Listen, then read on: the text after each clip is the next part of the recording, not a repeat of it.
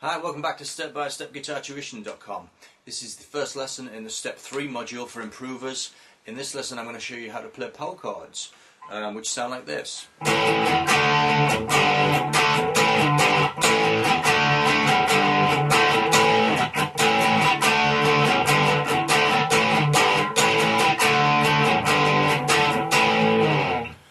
Power chords are most commonly used in rock and punk music, and a power chord consists of only two notes, the root note and the fifth note of the major scale, and that's why they're called fifth chords. These chords have a very direct, simple tonality which makes them perfect for adding power to dynamic sections of music. Just listen to any rock, punk or indie bands and you'll hear plenty of examples of power chords in use.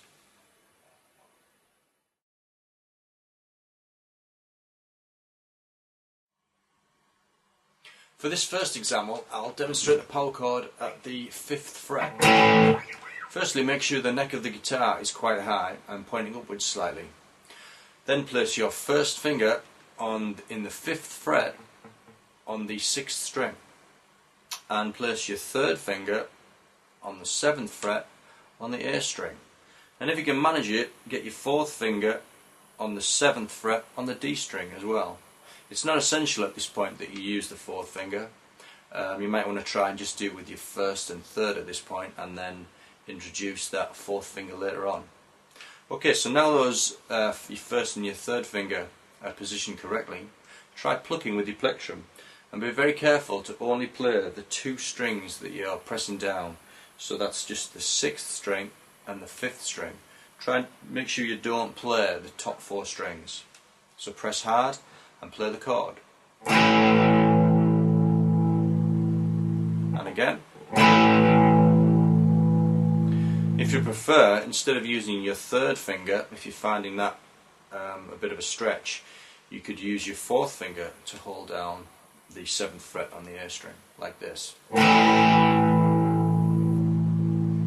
So with your third finger, your first finger and your third, or with your first finger and your fourth finger. Let me show you that in close-up. Place your first finger on the E string at the 5th fret, and your third finger on the A string at the 7th fret. And if you can manage it, place your fourth finger in the 7th fret also on the D string. If you don't feel comfortable doing that, then for now you can just play it with your first and third fingers. Press hard and only strum the three strings or the two strings that you're holding down.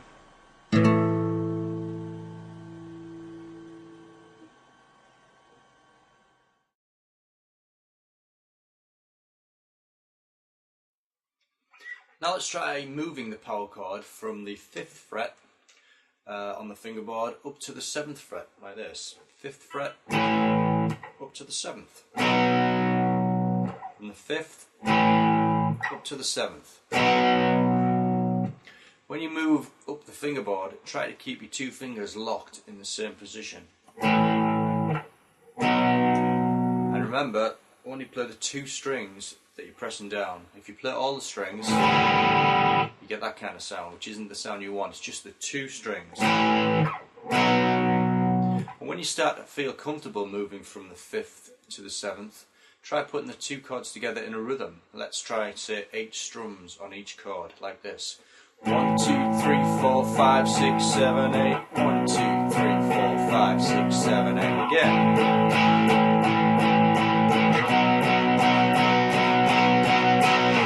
Now let's try moving from the 5th to the 7th and then down to the 3rd. Again, with 8 strums on each chord.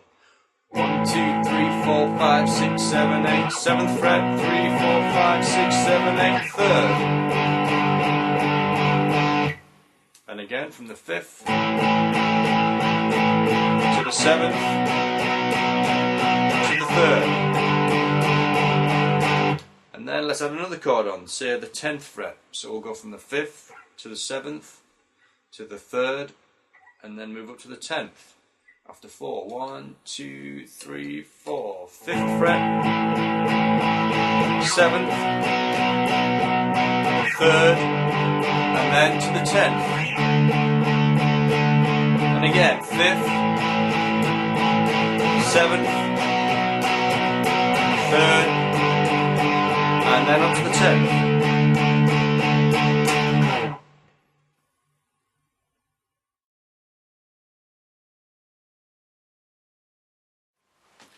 Now that we've looked at shifting the power chord shape up and down the fingerboard, let's try dropping onto the next 2 strings. Let me demonstrate.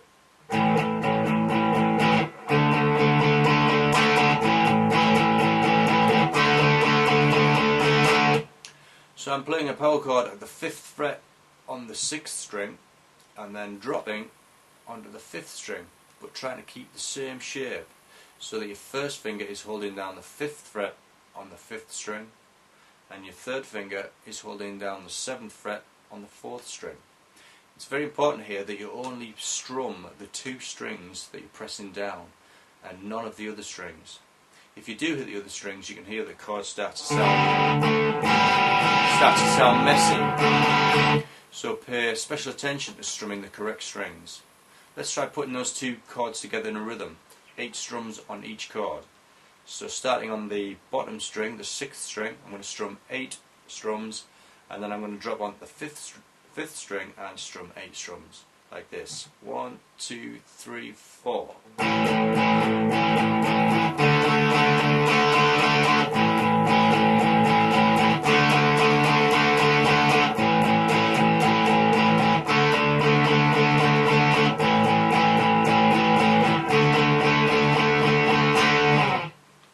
So now that you know how to play power chords, you can experiment moving the shape up and down the fingerboard and switching between the E string and the A string.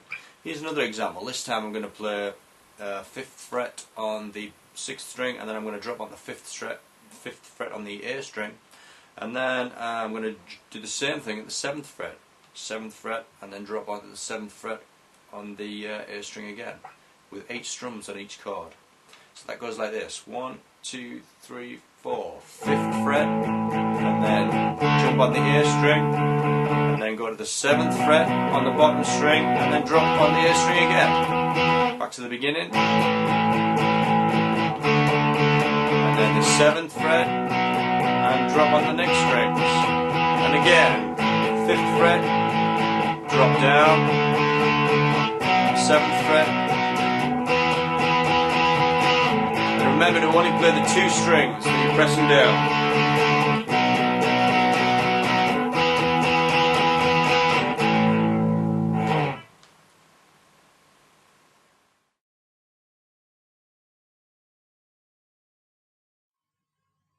Next we'll look at naming the power chords using the chromatic scale.